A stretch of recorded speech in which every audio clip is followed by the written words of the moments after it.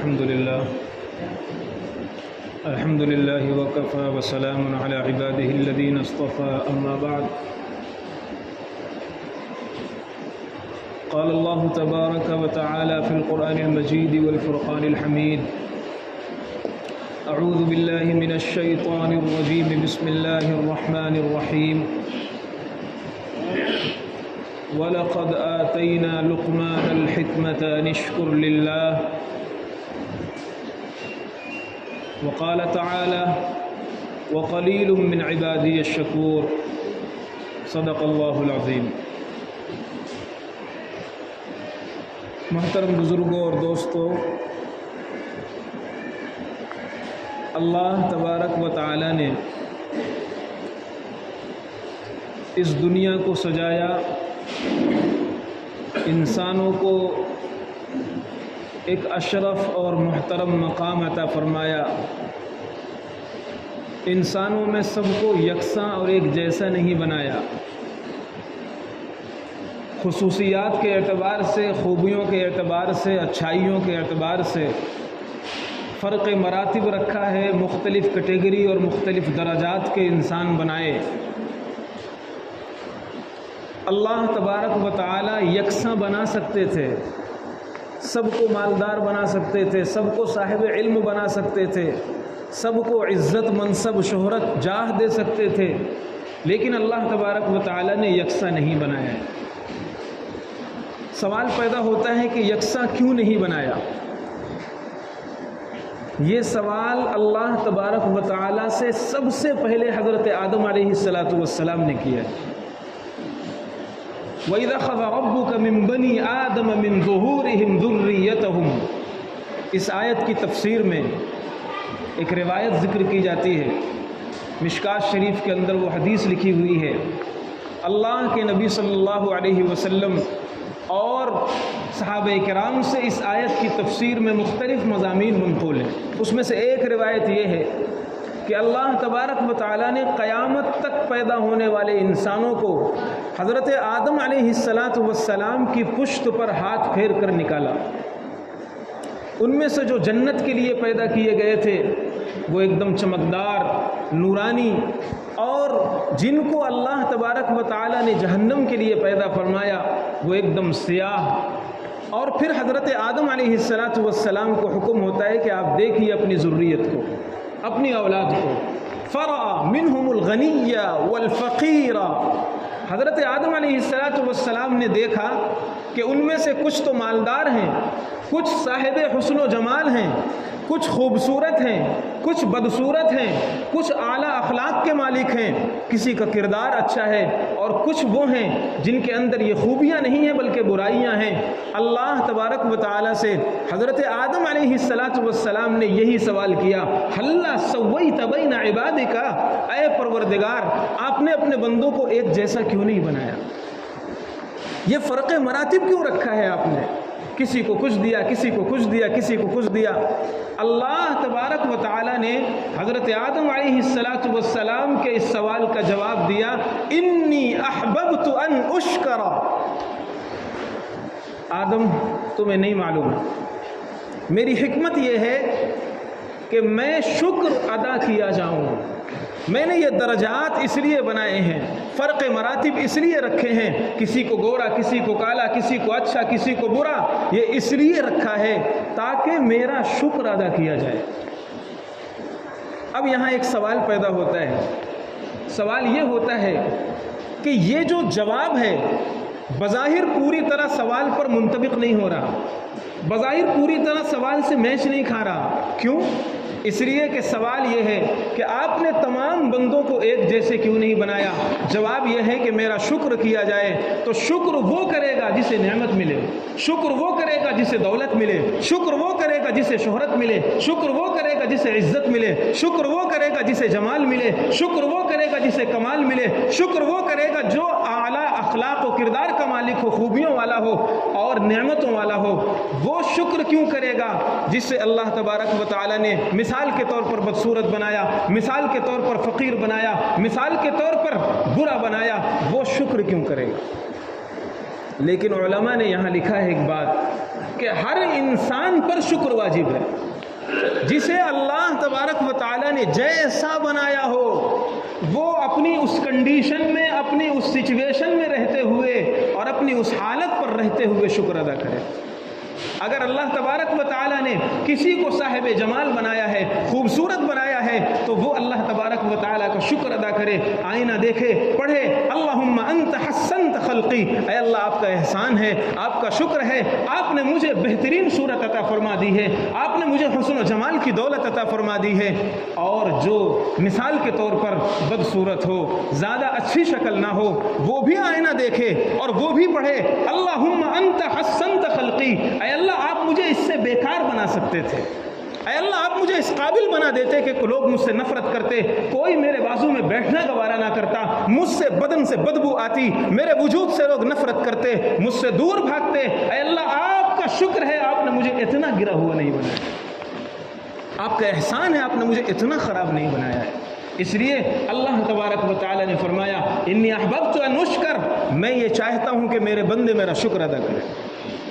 انسان جس حالت میں ہو اس پر شکر واجب ہے اللہ تبارک و تعالیٰ کا۔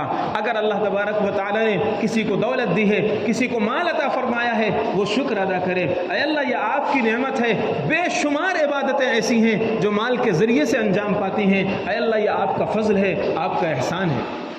اور اگر کسی کو اللہ تبارک و تعالیٰ نے یہ مال و دولت اور بہت زیادہ مال و دولت نہیں عطا فرمایا تو وہ اس حالت میں اللہ کا شکر ادا کرے اور یہ کہے کہ اے اللہ مال بہت سے لوگوں کے لیے فتنہ بن جاتا ہے۔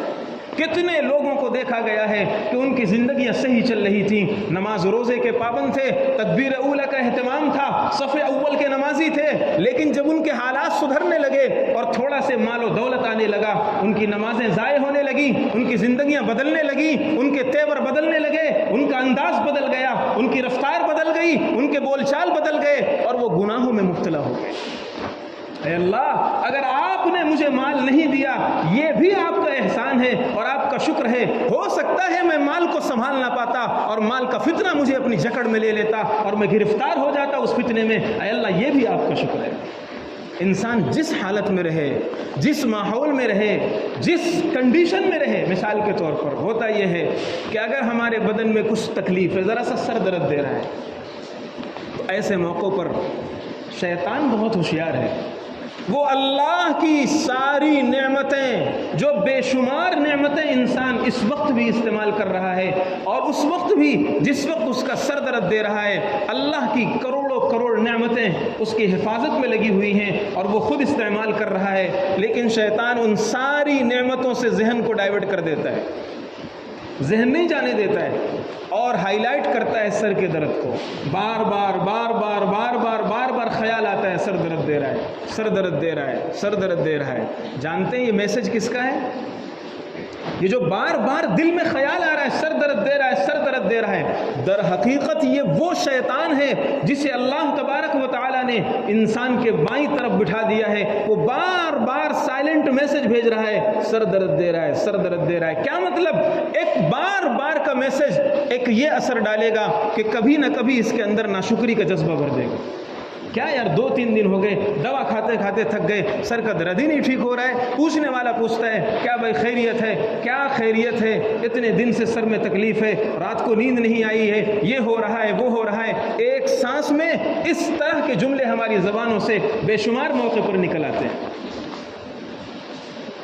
بے شک اپنی تکلیف کا اظہار کرنا یہ برا نہیں ہے، اپنی تکلیف کسی سے شیئر کر دینا، کسی پوچھنے والے کو بتلا دینا یہ برا نہیں ہے، لیکن اس انداز سے بتلانا جس سے ناشکری کی بو آ رہی ہو یہ برا ہے، اس انداز سے بتلانا جس سے ناشکری کے جراثیم نکل رہے ہوں باتوں سے یہ برا ہے۔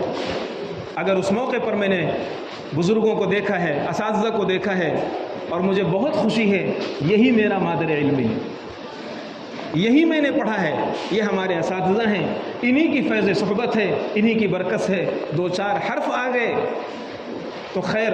میں نے اپنے اساتذہ کو دیکھا ہے دارالعلوم دیوبند میں، جب ان سے کوئی خیریت معلوم کرتا، تکلیف بڑھاپا تھا، تکلیف تھی، بدن میں بدن درد دیتا تھا، دکھتا تھا پورا بدن، اس کے باوجود جب ان سے کوئی خیریت معلوم کرتا کہ حضرت کیسی طبیعت ہے، آپ کیسے ہیں؟ تو وہ یہ کہتے کہ اللہ کا شکر ہے میں ہاسپٹل میں گھسٹ نہیں رہا ہوں، اللہ کا شکر ہے میری آنکھ کام کر رہی ہے، میری ناک کام کر رہی ہے، میرا کان کام کر رہا ہے، میرا پورا وجود اور پورا سسٹم اپنے نظام سے چل رہا ہے، کھانا ہضم ہو رہا ہے، کوئی بڑی تکلیف نہیں ہے، بس تھوڑا سے درد ہوتا ہے۔ دیکھو ایک کہنے کا یہ بھی انداز ہے کہ اللہ کی بے شمار نعمتیں اسی وقت شمار کرا دیں، اللہ کا شکر بھی ادا کر لیا، اور شکر ادا کرنے کے ساتھ ساتھ اس تکلیف کا اظہار بھی ہو گیا۔ تو ہماری زبانوں سے اسی لیے قرآن میں نے خطبے میں آیت پڑھی تھی، وَقَلِيلٌ مِّنْ عِبَادِيَ الشَّكُورُ، عبادت کرنے والے بہت مل جائیں گے، راہ خدا میں خرچ کرنے والے بہت مل جائیں گے، علم پڑھنے پڑھانے والے بہت مل جائیں گے، لیکن اللہ فرما رہے ہیں وَقَلِيلٌ مِّنْ عِبَادِيَ الشَّكُورُ، میرے بندوں میں شکر کرنے والے اور صحیح شکر کرنے والے گنتی کے چند ہوں گے۔ ہم اپنی زندگیوں کا جائزہ لیں، ہم میں سے ہر شخص الا ماشاء اللہ کسی نہ کسی ناشکری میں ضرور مبتلا ہے، کسی نہ کسی ناشکری میں ضرور مبتلا ہے۔ اور ہمارے ذہنوں میں ایک بات یہ بیٹھی ہوئی ہے کہ ناشکری کا مطلب یہ ہے کہ صرف زبان سے ناشکری کی جائے، بس یہی ناشکری ہے۔ اور شکر کے بارے میں یہ بیٹھا ہوا ہے کہ زبان سے صرف شکر کے الفاظ کہہ لیے جائیں، الحمدللہ کہہ لیا جائے، اللہ تیرا شکر ہے کہہ لیا جائے، بس یہی شکر ہے۔ ایسا نہیں ہے، علماء نے لکھا ہے کہ شکر کی دو قسمیں ہوتی ہیں، ایک شکر قولی ہے، ایک شکر عملی ہے۔ ایک شکر قولی ہے اور یہ دونوں شکر انسان پر واجب ہے، ضروری ہے۔ شکر قولی کا کیا مطلب ہے، شکر عملی کا کیا مطلب ہے؟ آسان زبان میں اگر ہم اس کو سمجھنا چاہیں تو اللہ کی جو نعمت اللہ نے ہمیں عطا فرمائی ہے اس کو اللہ کی مرضی کے مطابق استعمال کرنا، یہ شکر عملی ہے۔ اللہ نے جو نعمت ہمیں عطا فرمائی ہے وہ اللہ کی مرضی کے مطابق استعمال ہو، یہ اللہ کا شکر ہے۔ اور اگر اللہ کی مرضی کے مطابق استعمال نہ ہو، یہ ناشکری ہے، چاہے وہ زبان سے ہزار تسبیح لے کر کے الحمدللہ الحمدللہ پڑھتا رہے۔ ایک مثال کے طور پر اللہ تبارک و تعالیٰ نے ہمیں آنکھ عطا فرمائی ہے اور آنکھ کے دیکھنے کے حدود متعین فرما دیے ہیں، کسی غیر محرم پر تمہاری اس طرح نظر نہ پڑے، کسی ناجائز چیز کو تم نہ دیکھو، گندی چیزیں نہ دیکھو، موبائل کا غلط استعمال مت کرو، موبائل میں غلط چیزیں مت دیکھو۔ اب اگر کوئی آدمی ایک مثال کے طور پر فلم دیکھ رہا ہے، کوئی ناجائز چیز دیکھ رہا ہے اور وہ آنکھ کی نعمت پر زبان سے ہزار مرتبہ الحمدللہ الحمدللہ الحمدللہ پڑھ رہا ہے، یہ بھی اللہ کی ناشکری ہے، کیونکہ اللہ کی اس نعمت کا وہ غلط استعمال کر رہا ہے۔ اب ہم اور آپ اگر دیکھیں تو اپنے سر سے بالوں سے لے کر پیر کے ناخن تک ہم دیکھ لیں کہ ہمیں اللہ نے جو زندگی عطا فرمائی ہے، جو اوقات عطا فرمائے ہیں، یہ بیوی بچے عطا فرمائے ہیں، یہ گھر بار عطا فرمایا، یہ کاروبار عطا فرمایا، یہ دوست احباب عطا فرمائے، یہ ماں باپ عطا فرمائے، ان کا شکر کس طرح ہم ادا کر رہے ہیں؟ اگر اپنے بچوں کی صحیح تربیت نہیں ہے تو یہ اولاد کی ناشکری ہے، اگر اپنے ماں باپ کی صحیح خدمت نہیں ہے تو یہ ماں باپ کی ناشکری ہے، اگر مثال کے طور پر جھوٹ کاروبار میں بولا جا رہا ہے یا اس طرح اور بھی کوئی گناہ کا ارتکاب کیا جا رہا ہے، یہ اس لائن کی ناشکری ہے، چاہے ہم اپنے کو شکر گزار شمار کریں۔ اس لیے اپنے اندر کا جائزہ لینے کی ضرورت ہے کہ ہمارے اندر یہ ناشکری تو نہیں آ گئی، اس لیے کہ اللہ تبارک و تعالیٰ کو جو سب سے زیادہ ناپسند ہے وہ ناشکری ناپسند ہے، سب سے زیادہ۔ اگر کسی چیز کو اللہ نے ناپسند کیا ہے، حیرت ہوتی ہے، قرآن پاک میں ناشکری کو کفر سے جوڑ کر بیان کیا گیا ہے، لئن شکرتم لازیدنکم، اگر تم شکر ادا کرو گے کسی بھی لائن کا، لیکن شکر کا مطلب ہے صحیح شکر، صحیح شکر۔ ایک میں مثال سے اس کو اور واضح کرنا چاہتا ہوں۔ مثال کے طور پر ہم میں سے کوئی عمرے پر گیا، حج پر گیا، اپنے کسی دوست کے لیے، اپنے کسی ساتھی کے لیے بہترین قسم کا قیمتی رومال لے کر کے آیا، یا بہترین قسم کی قیمتی چادر، کوئی کپڑا بہترین قسم کا، عمدہ قسم کا لے کر کے آیا، اور جب اپنے دوست کو گفٹ کیا، اس نے کہا سبحان اللہ، ماشاء اللہ، جزاک اللہ، الحمدللہ، آپ کا بہت بہت شکر ہے، بہت احسان، زبان سے اس طرح کہ اس نے بہت سے تعریفی کلمات استعمال کیے۔ اس کے بعد بیٹھے بات چیت ہوتی رہی، بات چیت ہوتے ہوتے जिस को गिफ्ट दिया गया है उसने देखा कि मेरे जूते में कोई गंदगी लगी हुई है, कोई गलाजत लगी हुई है, कोई नापाकी लगी हुई है, मेरा जूता गंदा है। उसने उसी रुमाल से जो बेहतरीन आला किस्म का, उम्दा किस्म का, कीमती किस्म का, उम्रे से ख़ास स्पेशल इसके लिए लाया गया था, उसने इसी रुमाल से अपना जूता साफ़ किया और सामने वाले के सामने साफ़ करने लगा और ज़बान से वो कहता भी जा रहा है, माशाअल्लाह बहुत अच्छा रुमाल आपने दिया, बहुत कीमती हदिया आपने दिया। क्या ये सामने वाला ये समझेगा कि इसने मेरी रिस्पेक्ट की है, मेरे गिफ्ट की रिस्पेक्ट की है और मेरे हदिये को उसने सही मकाम पर पहुंचाया है, मेरा शुक्र अदा किया है? नहीं नहीं, वो ये समझ जाएगा कि ये बंदा इस नेमत का अहल नहीं है। जिसे ये फ़र्क ना हो कि कीमती रुमाल की जगह सर है या पैर है, जिसे ये एहसास ना हो कि कीमती रुमाल गर्दन और सर की जीनत बनती है या जूता साफ़ करने के लिए इस्तेमाल की जाती है, वो सामने जो गिफ्ट देने वाला होगा वो अगरचे मुरुव्वत में, लिहाज में ना बोल पाए, लेकिन वो ये अपने दिल में फ़ैसला कर लेगा कि इस नेमत का ये अहल नहीं है, इस नेमत का ये हकदार नहीं है। मालूम क्या हुआ कि सिर्फ ज़बान से अगर हम शुक्र अदा कर रहे हैं लेकिन हमारा रवैया गलत है, हमारा अमल गलत है, अल्लाह की नेमतों का गलत इस्तेमाल हम कर रहे हैं, आँख हमारी घंटों घंटों मोबाइल में गलत चीज़ें देख रही है, कान हमारे म्यूज़िक सुन रहे हैं, ज़बान से गीबतें चल रही हैं, अल्लाह का कुरान और कलाम पढ़ने के बजाय, नेक बातें करने के बजाय ये ज़बान चुगलखोरी में चल रही है, गीबतों में इस्तेमाल हो रही है, दूसरों की बुराई और हिजों में इस्तेमाल हो रही है। यकीन जानिए ये ज़बान की नाशुक्री है, चाहे हम ज़बान से कितनी मरतबा अल्हम्दुलिल्लाह पढ़ें। इसलिए अल्लाह तबारक व तआला ने हमें जो मौका अता फरमाया है कि हम अपने अंदर शुक्र की सिफत पैदा करें। शुक्र की सिफत पैदा कैसे होती है?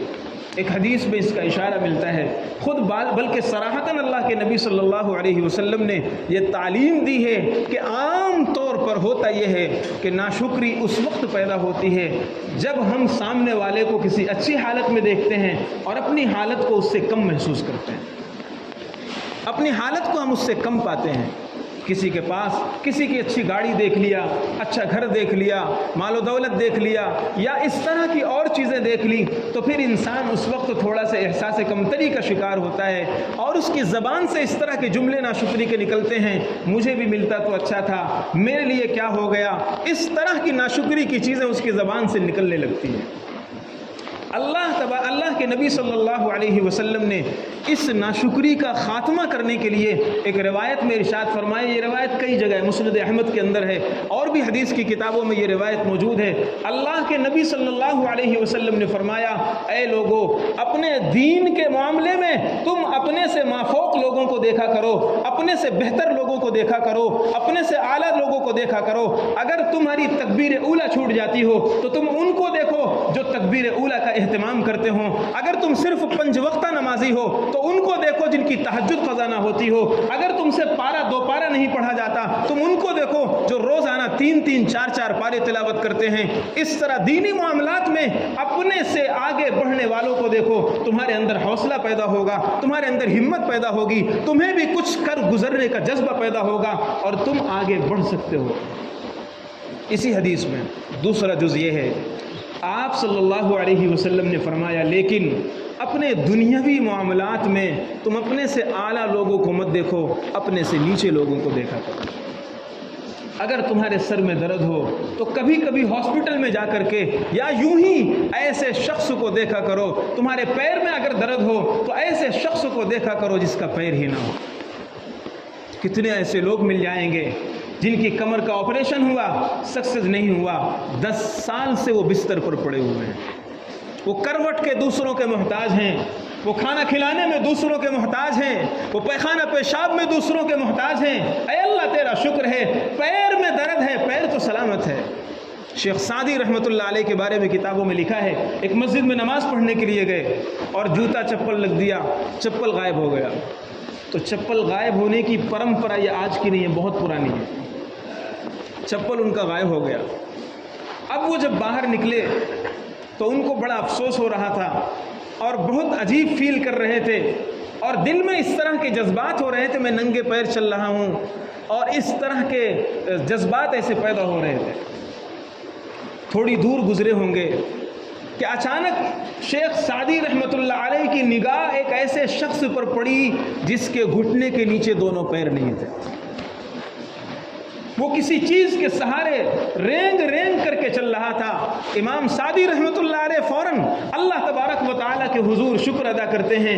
اے اللہ آپ کا احسان ہے, آپ کا شکر ہے, میں صرف چپل کے کھونے پر ناشکری کے جذبات میں مبتلا ہو رہا تھا. دنیا میں کتنے ایسے ہیں جن کے پاس پیر ہی نہیں ہے چپل پہننے کے لیے. کہاں ہم کھوئے ہوئے ہیں, کیا ہم سوچ رہے ہیں؟ ذرا سے ہمارے حالات شکستہ ہوتے ہیں, ذرا سے ہمارے حالات تنگ ہوتے ہیں, بل ہم زبان سے نہ کہیں, دل میں ناشکری کے جذبات ہمارے اندر پیدا ہونے لگتے ہیں, ایسے کلمات ہم زبان سے نکالنے بھی لگتے ہیں.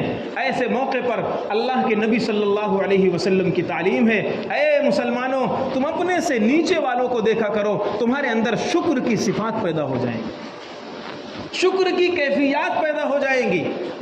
اور اگر آدمی اس چیز کا خیال نہیں رکھتا, ایک بزرگ ہیں, وہ راستے میں چل رہے تھے, اچانک کسی گھر سے راکھ ان کے اوپر گری, کسی نے, خاتون نے, کسی نے پھینک دیا ہوگا, وہ راکھ ان کے اوپر گری. کپڑے صاف ستھرا, وہ کپڑے میلے ہو گئے, کپڑوں پر راکھ اڑ گئی. اب شاگرد ساتھ تھے, مریدین ساتھ تھے, وہ سوچنے لگے حضرت غضبناک ہو جائیں گے, حضرت غصہ ہو جائیں گے, اور ایسے نازیبا الفاظ حضرت کی زبان سے نکلیں گے. لیکن جب انہوں نے کان لگایا تو حضرت کی زبان سے الحمدللہ الحمدللہ کے الفاظ جاری تھے. شاگردوں نے سوال کر لیا, حضرت الاستاذ, مریدوں نے سوال کر لیا, شیخ محترم یہ شکر کا موقع کیسے ہے؟ آپ کے کپڑے خراب ہو گئے, آپ کے کپڑوں پر راکھ پڑ گئی, میلے ہو گئے, داغدار ہو گئے کپڑے, یہ شکر کا موقع کیسا ہے؟ امام فرماتے ہیں, وہ بزرگ فرماتے ہیں, میں تو اس قابل تھا کہ آسمان سے آگ خدا کی برستی, اللہ نے راکھ برسا کر معاملہ صاف کر دیا ہے. آدمی اپنے حالت پر سوچے. آدمی ناشکری کرتا ہے کہ مجھے مال نہیں ملا, مجھے یہ نہیں ملا, مجھے وہ نہیں ملا, لیکن آدمی یہ سوچے میرے کرتوت ایسے ہیں کہ اللہ میرا لقمہ بھی مجھ سے چھین سکتا ہے. حضرت آدم علیہ السلام سے قرآن نے نقشہ کھینچا ہے. حضرت آدم علیہ السلام سے ایک اجتہادی غلطی ہو گئی.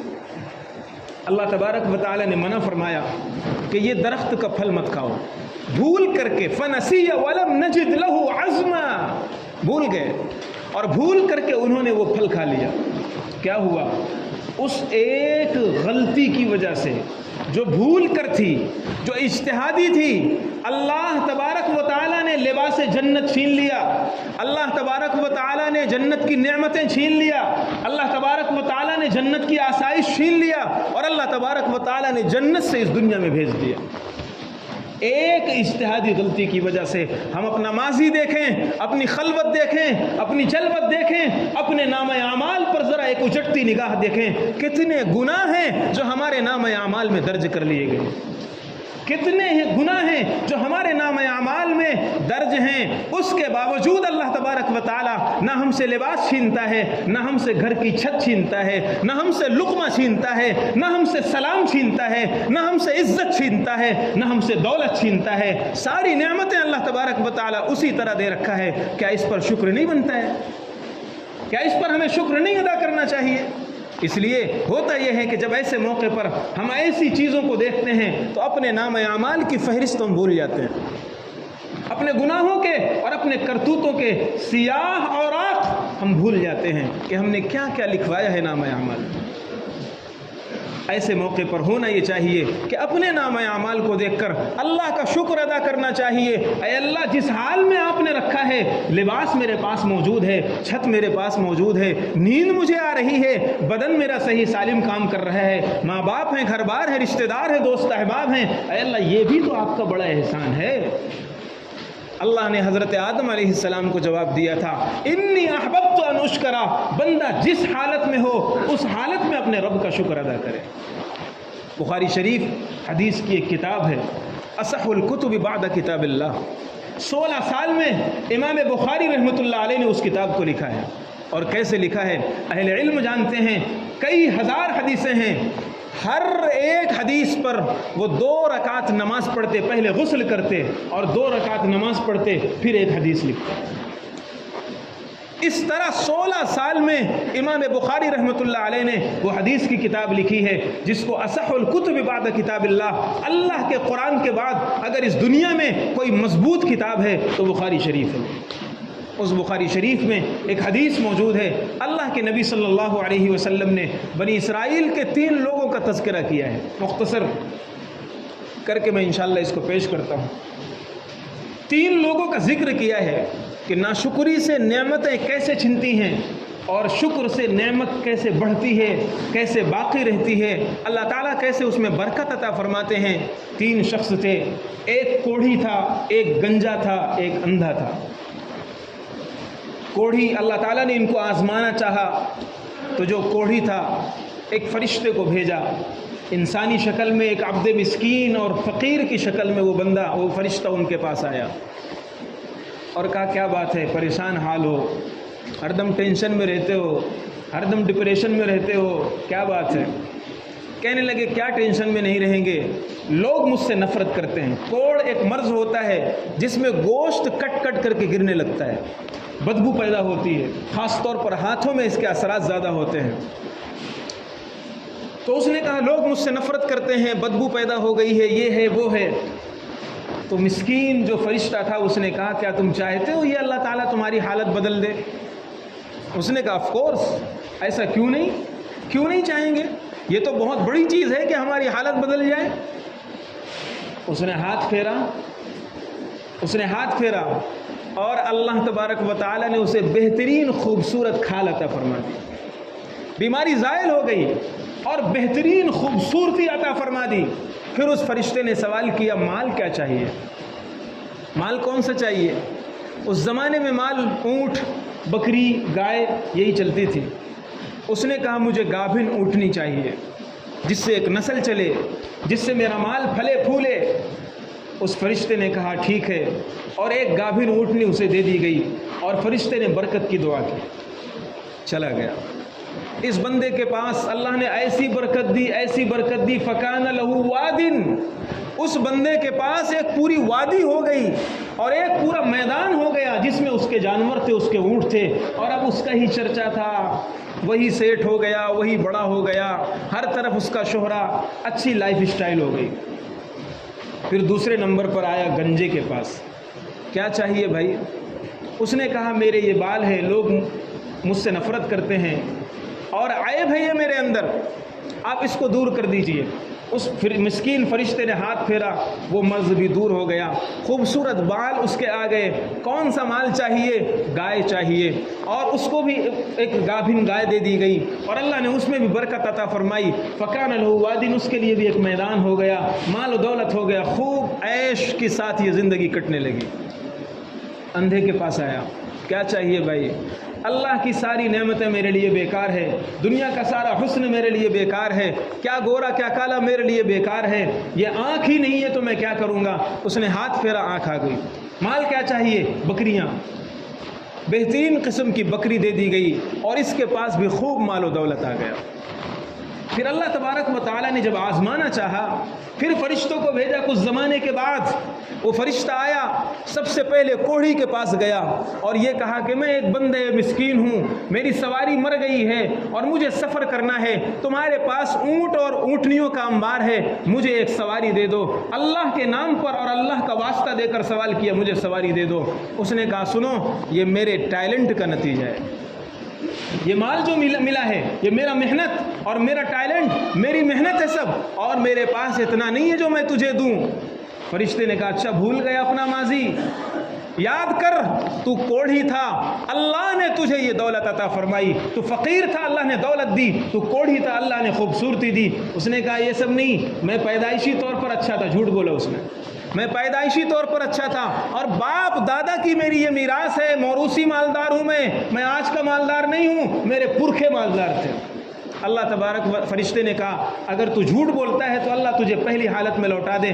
جیسے ہی فرشتے نے یہ کہا وہ پہلی جیسا ہو گیا، ویسا ہی کوڑھی اور سارا مال اس کا ہلاک ختم ہو گیا۔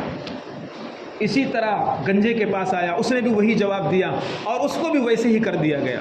پھر وہ اندھے کے پاس آیا، آخری اندھے کے پاس آیا، اور جب اندھے کے پاس آیا تو اس نے کہا نہیں، مجھے اپنا ماضی یاد ہے، مجھے وہ دن یاد ہے جب میں مسجد جانے کے لیے، کسی رشتہ دار کے جانے کے لیے کسی بیساکھی اور سہارے کا محتاج ہوتا تھا، کسی انسان کا مجھے سہارا چاہیے ہوتا تھا، اور میں سوچتا تھا کوئی میرا ہاتھ پکڑ کر مجھے فلاں جگہ پہنچا دے۔ مجھے اپنا ماضی یاد ہے، میں اپنا دور نہیں بھولا۔ تمہیں جتنا چاہیے، تم نے واسطہ کس کا دیا ہے؟ اللہ کا واسطہ دیا ہے۔ تمہیں جتنا چاہیے یہ مال و دولت لے لو، یہ بکریاں لے لو۔ اس نے کہا مجھے تمہارے مال کی ضرورت نہیں، میں اللہ کا بھیجا ہوا فرشتہ ہوں، اللہ تمہیں اور برکت دے۔ اس کے پاس اور ہوا، اور اس کے ساتھیوں کا یہ انجام ہو گیا۔ معلوم یہ ہوا کہ اگر ناشکری ہوگی تو اللہ تعالیٰ اس نعمت کو ختم کر دے گا۔ اور ختم کرنے کی بس آخری بات بتا کر بات ختم کرتا ہوں۔ ختم کرنے کی علماء نے یہ شکل بھی لکھی ہے کہ نعمتیں ہوگی، آدمی استعمال نہیں کر پائے گا۔ لوگ یہ سمجھتے ہیں کہ نعمت ختم ہونے کا مطلب میرا گھر اجڑ جائے گا، میرا مال ختم ہو جائے گا، میرے بچے ختم ہو جائیں گے۔ اللہ نہ کرے، لوگ یہ سمجھتے ہیں کہ مال ختم ہو جائے گا، یہ ہو جائے گا۔ ایسا نہیں ہے، یہ سب چیزیں ہوں گی لیکن آدمی کے کام کی نہیں ہوں گی۔ اللہ اولاد کو باقی کر دے گا، پھر ایک گلاس پانی بھی اسے اولاد دینے کے لائق نہیں رہے گی۔ اللہ ایسی بیماریاں پیدا کر دے گا کہ ایک لقمہ اپنے مال و دولت کا وہ استعمال نہیں کر پائے گا۔ ناشکری کے یہ بھی جراثیم ہوتے ہیں، ناشکری کے یہ بھی اثرات ہوتے ہیں۔ اللہ تبارک و تعالیٰ سے دعا ہے اللہ تبارک و تعالیٰ عمل کی توفیق عطا فرمائے اور ہمارے اندر صحیح شکر کی توفیق عطا فرمائے۔ وآخر دعوانا الحمد للہ رب العالمین۔